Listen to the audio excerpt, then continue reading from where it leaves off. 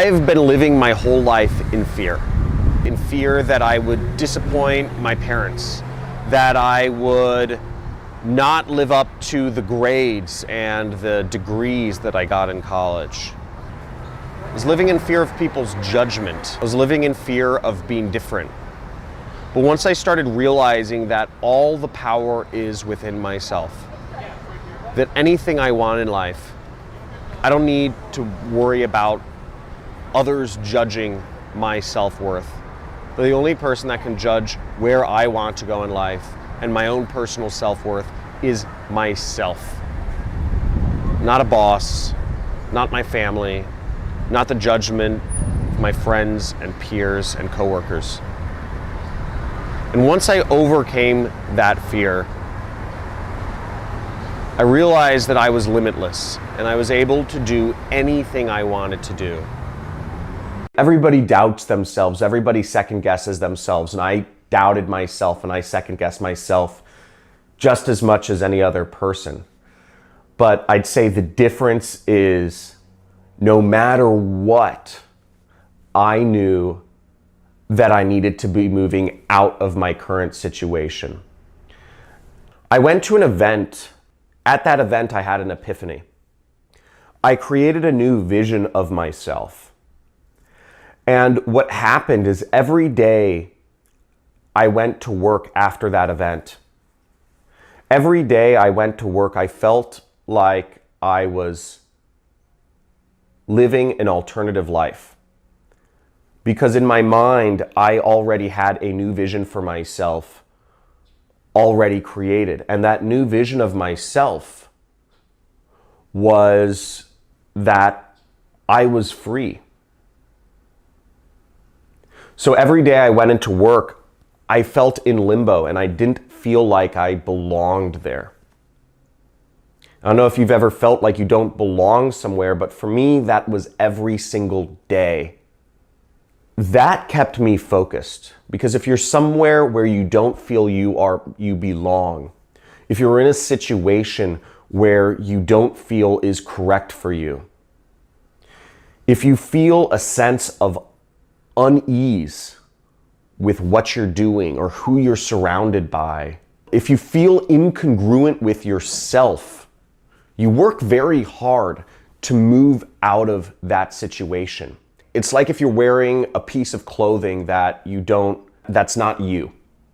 You feel awkward, and you feel like people are looking at you awkward, and you feel like you don't belong in that shirt or that jacket, and you feel that need to get it off. That's what I felt. That's what I felt every day I went to work. It was incredibly uncomfortable. It wasn't just a momentary feeling. It was pervasive. There wasn't really an option. I started noticing that my doubts and my second guessing were my brain playing tricks on me. And I stopped taking them seriously. I realized that my own doubts and that my second guesses were not my own. That those doubts that bubbled up in my brain, those second guesses about my direction, those were actually what society wanted me to think. And I realized those thoughts were not my own. Those thoughts were society's trying to claw me back into the safety net of that structured corporate world that we've been educated on for our entire lives. And once I realized that those doubts were not my own, but they had been educated into my brain by my friends, by my family, by my teachers, I started realizing that I had to move beyond them. And I did. Doubt used to cause me to hold myself back in life and in business. Fears of others' judgments, the judgments of my family, my friends, people I wanted to impress, used to hold me back from living the life that I truly deserve. Now, once I learned to control those doubts, once I learned to control those fears of judgments from others, I was able to live a life that I truly enjoy. And being able to control your fears and your doubts of judgments of others and society will set you free. In just a second, I'll tell you my story of how I've been able to overcome doubts and the striving to be of perfection in my own self to create a business that makes me millions of dollars per year and living a life that I truly love. So when I first decided that I wanted to quit my job, it was out of anger, right? And it wasn't from like a centered place. I realized I was at a crossroads in my life. And there were kind of two paths I could go on. One is I could really just double down on the career route and say, look, I'm gonna make this work. This may not be the right job for me where I'm gonna move up, but I'm gonna double down the career route. I still believe that I can make it work. It's just, this is the wrong job. And the other route was that the only person who could actually pay me what I'm worth is myself, and I need to be an entrepreneur. And what helped me make that decision was I kind of projected into the future for each of these routes. I said, if I take route A, where will I be in 1, 2, 5, 10, and 25 years? And I just kind of imagined where my life would go in each of these routes. And what I realized was that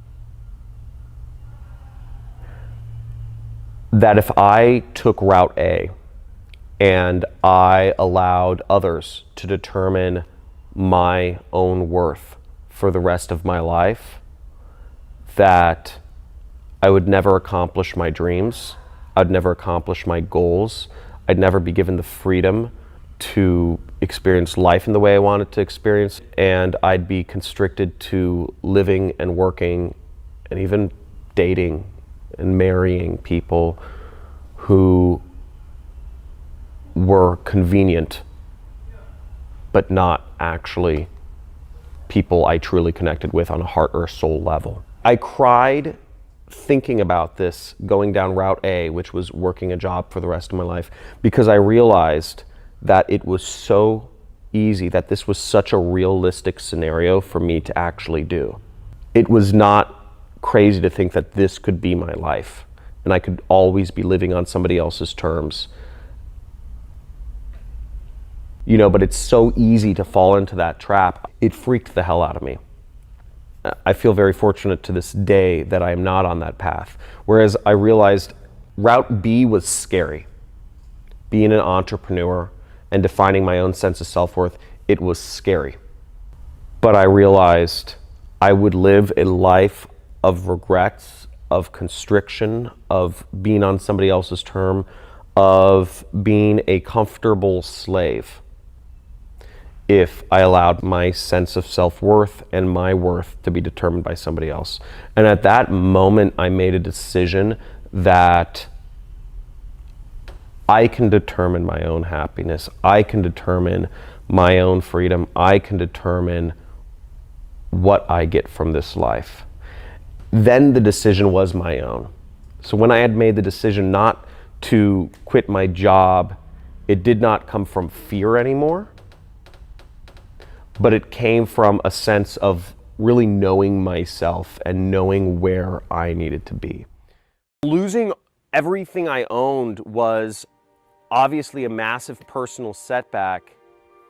In a weird way, it was actually quite liberating because it helped me realize what is truly the most important things in life to me. I didn't think the fire was actually going to come to my house. I didn't think it would actually happen to me. I woke up and the sky was a reddish color, but then it turned black. I noticed the reason the sky turned black was because a tree had just collapsed and sent up a mountain of soot that blacked out the sun. So at that point I realized I had to get out, and I had to get out immediately within the next 5 minutes. The winds were blowing 70 miles an hour. There were ashes flying everywhere. There were embers flying everywhere, and my neighbor's yard is on fire. Everything I'd accumulated throughout my entire life and my animals were just in my house.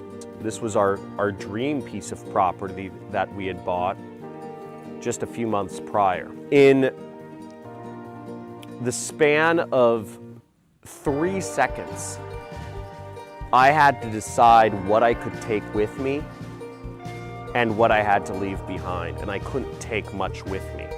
Within that 3 seconds, my mind started going to, what other special things do I need to keep with me? And my mind started going off into some directions. I said, oh, there's some special pictures, maybe my computer, maybe my Xbox, and then it just said, it's all junk. It's all junk, and I need to leave it all behind because I don't have time. But in that 3 seconds, I had to decide, what do I bring with me and what do I not? Really, it came down to my animals. What I realized was, at the end of the day, it's really about the people and the animals that you love and the connections that you have in this world, and everything else is just kind of temporary. But those connections to your friends or your family or your animals, those can't be sacrificed. Those are the most important things in the world. It's so funny how much time I have spent trying to accumulate that $8,000 couch, that multi-million-dollar home, that $2,000 HTC Vive virtual reality setup. It took my house burning down for me to realize that stuff is meaningless. And if you're still in the mindset of trying to accumulate things and money and fancy cars and houses, you're approaching life the wrong way. In a weird way, it was actually quite liberating because it helped me realize what is truly the most important things in life to me, which are family, friends, and the experiences we share together. That's all you really need at the end of the day, and I'm perfectly happy.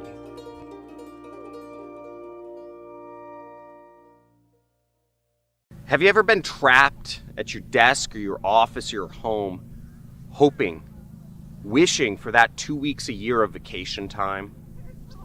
I used to.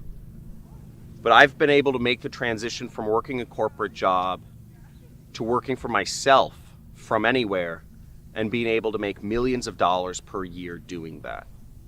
Now, in just a second here, I'm going to tell you my story of how I went from nothing, having no technical skills, having no advantages monetarily, and being able to create a business which sustains a life that I love and I'm passionate about. A life where every day is a vacation. Every day I wake up to this view. This is my backyard. I live in Malibu, California, and I've been fortunate enough to learn the mindset that it takes to be successful. I believe anyone can create freedom for themselves and live the life they truly dream about.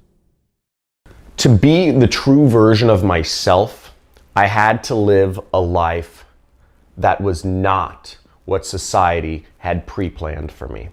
So what I attribute most to my success is that in my travels around the world, I realized that I was living an arbitrary life. I realized that if I wasn't setting my own goal for where I wanted to go in life, that the world was going to set one for me, and the path that I would be on would not be my own. Now, I've always been a rebel. I've always wanted to do things my own way. When I realized that I was not living my own life, but I was living the life that society wanted for me, that society arbitrarily told me that I should be living, it made me angry inside. It made me furious when I realized I was following a path that was just going to lead me to being another number in the system. And from working the corporate world, I also came to the conclusion that there are doors that are closed to you. The corporate world is not set up for you to be the most successful version of yourself that you can possibly be. So when I started realizing that I needed to set my own goals and I needed to define life for myself, that's when I started moving forward in life. So I'd say in a sense it came out of anger that I was not living my own life, that I was living what society wanted for me. That drove me forward to try to be a truer version of myself. I'm kind of embarrassed to admit, but it took me about 4 years to start working for myself. I'd been trying since 2009 to start my own business, and I started a number of businesses and make some money in fits and spurts. Some businesses worked out, some businesses didn't. Some businesses made me money for a few months and then they would just stop working for various reasons. I started probably about a dozen different businesses during those 4 years, but I could never get anything that was consistent. And it wasn't until 2012, August, that I quit my job and I started working for myself full time. And I've never gone back since then. The biggest mistake I see entrepreneurs making is believing they need to do things perfectly, but instead not doing anything at all. I believe people feel this need to be perfect because of society's judgment. There's so much judgment in the world. There's so much judgment on people to start a business and immediately be successful. There's so much judgment from society of people looking at your Instagram photos. There's so much judgment from society in all aspects of our lives. What I realized was that society's judgment was not me being myself. It was me trying to placate all these different groups of people. And it can get mind-numbing when you're trying to advertise something on Facebook, but you have to think about, what will your family think? What will your extended family think of that post you do? What will your friends think of you trying to sell a product on Facebook? What will other people that don't know you personally, but you'd hope to impress, think of this post you'd put on Facebook, or this image you put on Instagram, or of this video you put on YouTube? And juggling all these different groups whose judgment I was worried about, it just felt like a 1,000-pound rock in my chest. But what I realized was that those thoughts weren't my own. They'd been implanted in me. And those judgments were not even their own. Those judgments that you can't have a tattoo, you can't have a nose ring, you can't put out a video on YouTube selling a product, you can't put up a website selling, some random stuff. I realized that those fears, that fear of judgment was not my own thoughts. They were somebody else's thoughts. And that those thoughts of those other people were somebody else's thoughts before them. They'd been implanted in their brains. And that the only true way to live life is really just be yourself and not allow society's judgments to filter in and affect your brain. How did I stay motivated for 4 years to keep trying my own business? Well,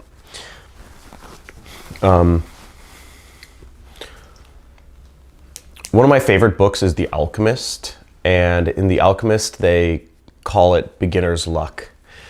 And I'd say in the beginning there was a few businesses I started. One particular business where I made a little bit of money right away. And once I got that taste of being able to work for myself and that sort of inner pride of being able to make money and being in control of my own income rather than having to work a job for $8 an hour, it was just super addicting. It was really pleasurable. I remember distinctly I made $400. The first time I made $400 in a day, I was tutoring. I was selling a particular type of tutoring service at my college, and I made $400, and I was like, whoa, I only get paid $7 an hour working at the movie theater. And that was really invigorating. So I said, this is more than I make in 2 weeks from working at the movie theater. I need to figure out how to be more of an entrepreneur. It got me addicted. So that first little success really kept me going because it showed me what is possible.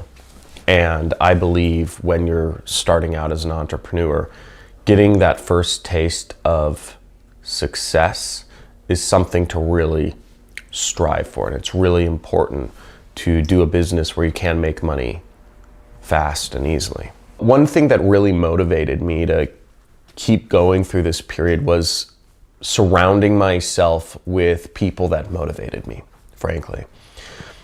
Surrounding myself with people that motivated me kept me going because I saw what they were achieving. And even if I didn't talk to them often, even if I just met them briefly at an event, hearing about their life and hearing about what they accomplished and seeing that they were a real person, they're not a genius, not a kid that was born with a silver spoon in their mouth. Seeing real people getting real results for themselves that I wanted out of my life helped keep telling me, you can do this.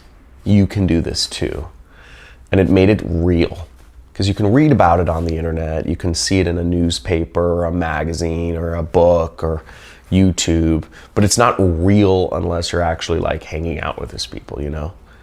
And I'd say just seeing like, oh, they're not geniuses. You don't need to be a genius to do this. How I defined success for myself was really, I just looked all around me on Instagram, on Facebook, on YouTube, and I saw so many people living lives of freedom and luxury and fun and adventure. And I said I wanted to live that life too. I want to be doing those things that those people are doing. So when I started, my goal was not grand, but it was something. And it was living a life of fun, of freedom, and of adventure. I created my entire business around an internet business that would allow me to have freedom and control over my own time, and freedom and control over where I was or my location. Society does not want to give you control over your own time, over your own location. Society and the corporate world wants you to be a slave. The corporate world, the capitalistic system wants to control you, just as it wanted to control me. And when I realized that I was not living my own life, I was furious. Because I'm not a slave. I'm not beholden to anybody. And that fury drove me to carve out a life for myself and to ultimately create my internet business to allow me to do anything that I wanted with utter freedom. And that freedom has opened so many doors for me in life to create relationships and to experience the world and to build new skills. It's been unbelievable. And where I'm at now compared to where I was 5 years ago is night and day. Where I was once dressing up in a corporate suit and driving an hour each day, each way to go to work. Working for a company selling products that I didn't even fully believe in. Hanging out with people every day that I won't even normally be friends with. Ultimately, going home every single night dissatisfied with who I was where I was 5 years ago. Compared to where I am today, every day I wake up with a blank slate. Every day is a new day for me to decide where I want to go, what I want to be, what I want to do, whether it's in my personal life or my business, it doesn't matter. And that freedom is invigorating. And today, it's my new normal. And I believe it should be everybody's normal. Success loves speed. Keeping that momentum going is the most important thing when you start making money in business. And for me, when I was able to go full time when working for myself and running my own business, it just opened the floodgates. Instead of having to only be able to work nights on my internet business, I had the whole day. And for me at the time, I had very few friends. I didn't have a girlfriend. I didn't have a family. And I had very few things or responsibilities. So I guess in one sense, I did have an advantage because I had all the time in the world, but I also had a lot of opportunities to spend my time in other ways. I could have been chasing girls. I could have been going to the clubs. I could have been going to bars and getting drunk. I could have been smoking weed. And I know a lot of entrepreneurs who, once they start working for themselves, they'll get drunk during the day, they'll smoke weed in the morning, they'll travel around the world full time and not work on their business, or they'll be dating lots of girls, and they lose sight of actually creating momentum in their business. Creating momentum in your business is actually, I'd say, one of the most important things. Once you start earning money, keeping that momentum going as hard as you can is paramount. I kept that going. The first year in business, I did $300,000. My second year in business, I did close to $1 million. My third year in business, I did close to $3 million. So my momentum, every single year I almost tripled what I did the previous year. Every year since then, I've done nothing less than $1 million in my business. But I would have never gotten to that point if I'd allowed myself, when I was 25 years old, making $300,000, if I had allowed myself to start getting a big ego and saying, I'm going to hang out at bars, I'm going to go to clubs, I'm going to forget about my responsibilities and travel full time, but not tend to my business. Because it was a very easy and very real opportunity for me to have and do. I could have just been dating girls and traveling the world and being a socialite. But I didn't. I kept momentum in my business. And if you're trying to take your life to the next level, momentum is the most important thing. Oh, that fucking asshole. That's what I was thinking. I was bulletproof. I practiced in the mirror like all this time. And my heart just dropped. It just went. In my mind, everything I had worked up to and came up to this point, I'd gotten good grades in high school. I'd taken the APs. I went to a great college. I had all the right majors, business, marketing. Everything I'd done, I'd gotten a good job. I switched out for a better job, and I did everything correct in my job, and I was moving up and I was doing everything. I was helping the company grow. I felt pretty confident going in because I felt like I had a bulletproof case for asking for a raise. So I went in, I had, a little sheet prepared of, just kind of some numbers and some charts and some of the actual data that I was going to reference. And I went in and I made my spiel, which was short. I thought I kept it good and open-ended. I didn't ask for a firm amount. I said, hey, I'd like either a raise or some sort of incentive plan moving forward so that I can be on track to earn 6 figures. His answer was the one answer I actually hadn't prepared for, which wasn't really an objection, but what he said was, or what? He was just being an a-hole. What that question meant to me, because he was saying, you want a raise, or what are you gonna do? And what I felt like he was asking me to do is actually put my balls on the line and say, or I'm quitting. I don't think that was his intention. The way I interpreted his response, or what, I felt he was forcing me to say, is the job path for you? Or do you have to go a different route? I want to give my boss a month notice, so I gave myself 60 days to say, I'm out. Whether or not I had the income to support going out on my own. I knew I had to do it, and I knew I just had to really just resolve it in that moment and just move forward, because otherwise I'd create too many obstacles to keep myself comfortable. Being an entrepreneur and defining my own sense of self-worth, it was scary.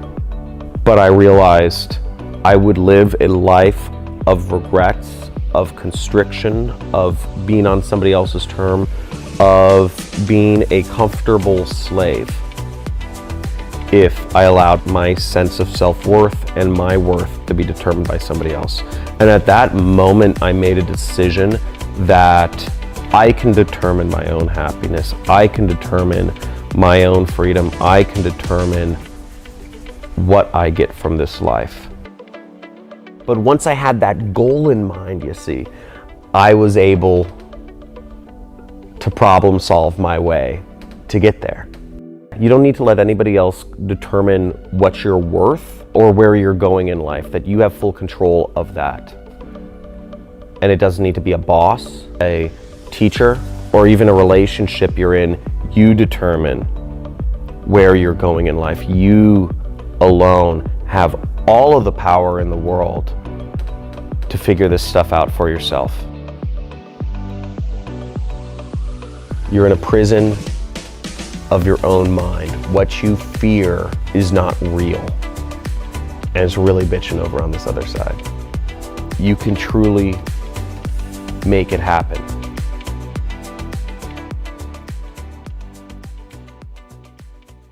No money has to come out of your pocket for ad spend or nothing. He shows you the true and legit way to start your marketing campaigns with no money. Hi there, my name is Phil Carrick from Northern Ireland, and I just want to give a big shout out to John Crestani. What John does is he walks you through a step-by-step process, really from A to Z. Hi, my name is Demetrius. I basically started using his tactics yesterday and already started seeing results. After going through the program, I made my first commissions basically yesterday.